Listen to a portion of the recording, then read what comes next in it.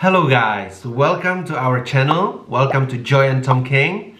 In today's video, I'm going to talk about culture shock in Kenya. In our last video, Joy was talking about culture shock in the Czech Republic. I'm going to put the link up here.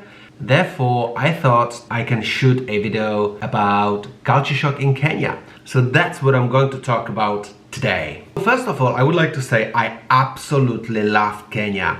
Kenya is a special place and it will always stay in my heart. I have great memories from Kenya. I absolutely love the culture and it will always stick in my heart, and I cannot wait to come back and visit Kenya again. First thing which really shocked me when I arrived to Kenya was time and time equations. Most Kenyan people, they don't stick to time and they don't keep time. And this was something I really had to adjust to. So when I agreed with someone that that person will come at 11 or we meet at 11 in a restaurant, in a bar, on the beach, at our home, that person will be 2 hours late. That's guaranteed. And that was something really frustrating. So basically, you agree with someone, you meet at 11 and you keep waiting, it's 12, then you receive a message, oh, I'm on my way.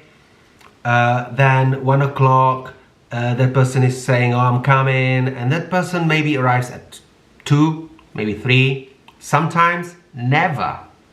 And that was something very frustrating, but I had to adjust to it. Because here in Europe, when you agree with someone, that person is going to be there and that person is going to be early. Usually, you both meet up earlier than 2 p.m. if you agree on 2. You stick to time. Time is relative in Kenya. The second culture shock I got in Kenya is that there are cows, sheep, chicken, goats, and they walk on the streets. And I was like, whoa, whoa, whoa, they're gonna be hit by car or, no. They just walk around everywhere. It is something I've never seen.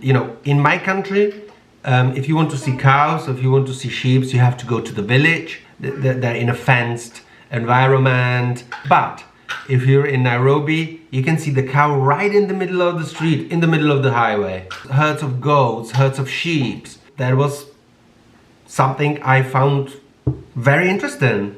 Number 3, there's loud music in the buses. The small buses, they're called matatus. These buses are really pimped up. There's like a nice, like a really cool graffiti on these buses. When you enter, there's like a loud music, and Kenyans love that. If someone is waiting for that matatu on the streets and, for example, they don't like the music or there's no music in that matatu, they will not enter that matatu and they'll wait for another one. The music is very loud. If there's no music in that matatu, Kenyans will not get in and they'll wait for another matatu to come in. And that is something I found very interesting, because here in my country, the buses are without music, and generally the restaurants, there's like just only like music in the background, maybe just for ambience. In Kenya, there's loud music everywhere and you have that nice vibe and beat, and Kenyans love it. So for example, if Kenyan person walks down the street, there is no music in the restaurant, they will not enter, they will not get in. They'll continue and they'll go in the club or in the bar when there's like a nice music and it's like loud music and good beat, African music. So I found that very interesting. Number 4, did you know that if you order a beer, you get 2? So you order 1 Tusker and they'll bring you 2. Can I have a beer? Yeah, sure. They brought me 2. I just ordered 1. They're like, no, but this, when you order 1, that means 2. So that was something very interesting. And also, when people finish beer, they leave the empty bottles on the table. And I never found out why they do it. Maybe if you can tell me down in the comments, why is that? Why is everyone keeping the empty bottles on the table? There are 2 blokes sitting at the table in the bar. They drink beers and there is 10 empty bottles in front of them. Why? Are they counting? Were they drunk? Or like, why is that? I never cracked that. So that would be good to know. If you know, please put it down below in comments. I'm really intrigued. Number 5, people carry stuff on their heads. People are carrying like their shopping on their head, and I found it so interesting. And it probably makes sense because you have free hands. I tried to carry things on my head, no success, failure. So I found that very interesting. Number 6, dowry. In Kenya, as a man, if I want to marry a wife, if I want to marry someone, I have to give a dowry to their parents. The most common gift as a dowry are cows. I went to the market and I bought cows. I think it was 8 or 9 cows in a herd, and I was taking them to Joy's parents' house. Me herding cows. So I found that very interesting. So I brought the cows into Joy's parents' house, and we had like a meeting in the house, and I explained that I would like to marry Joy. There are the cows, so that's like a sign that you're a serious person, that you're not a joker. And I really respect that culture. It is something you do in Kenya, and whether you're a foreigner, whether you're a Kenyan, you have to give dowry. So most common form of dowry are cows. Maybe 1 cow if you can afford 1 cow, if you can afford 10 cows. Basically, it's something you negotiate or you discuss with the future's bride parents. We agreed on 8 cows. I then gave the cows, the dowry, to Joy's parents, and we celebrated, and the deal was done. So that's dowry. Number 7, Kenyans love eating their food with hands. So it's not that they don't have cutlery. There's cutlery everywhere in the restaurants, at home, but Kenyans love eating with their hands, especially their ugali. When I arrived to Kenya, I went to the restaurant and I asked for the cutlery, and I was eating ugali with cutlery, and everyone was looking at me like, I'm just thinking, why is everyone looking at me? Am I doing something wrong? Is everything okay? Why is everyone looking at me? And then some guests approached me and they said, you don't eat ugali with cutlery, you need to use your hands.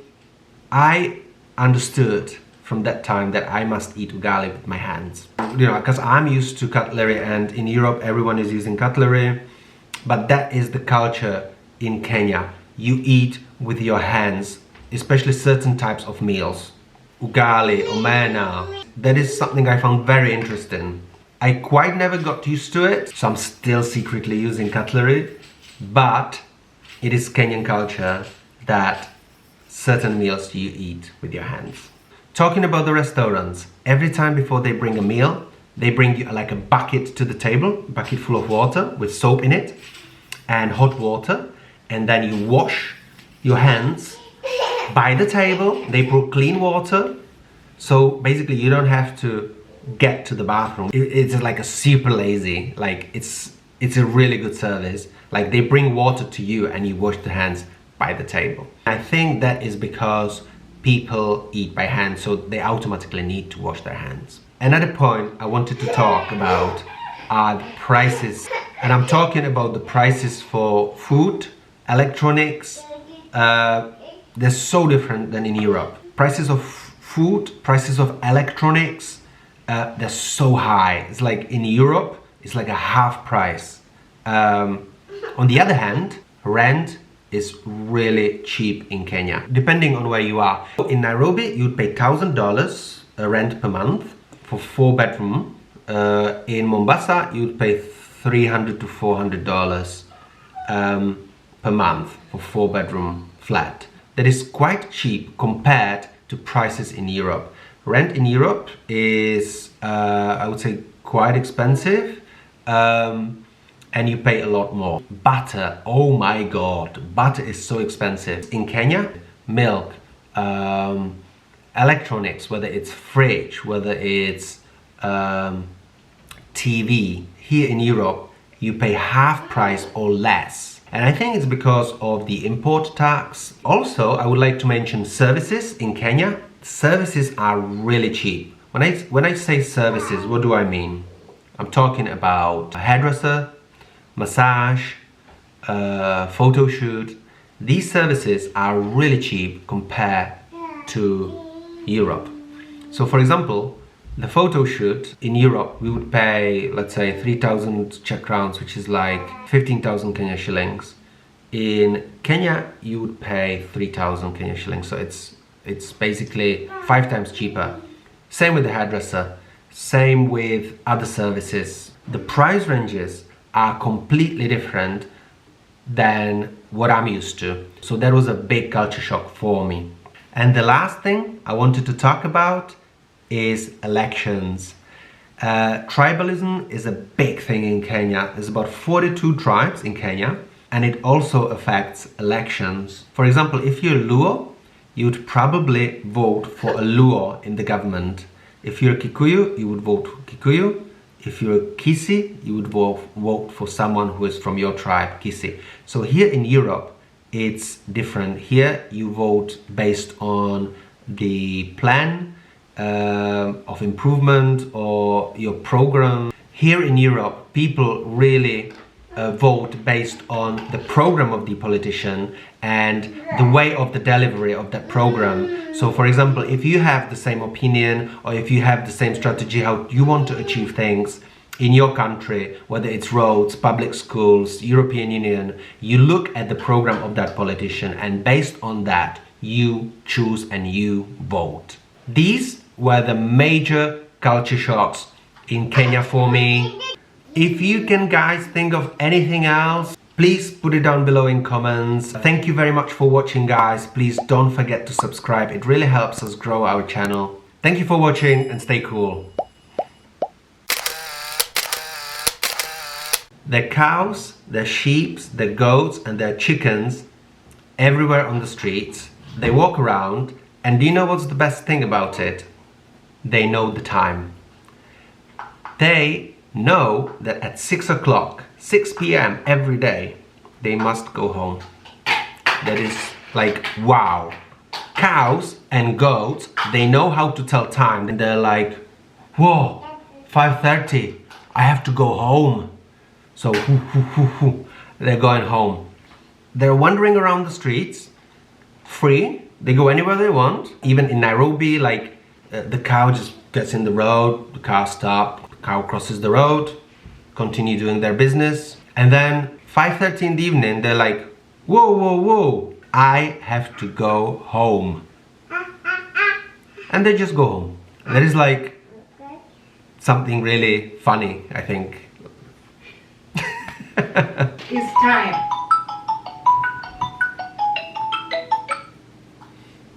Chago. Jak jste dopadli? You still own them 2 cows. It was supposed to be 10, baby. Really? It was supposed to be 10 cows. I actually owe them, I still owe them 2 cows. Yeah, you take for them 2 cows, baby, right? I will do that indeed.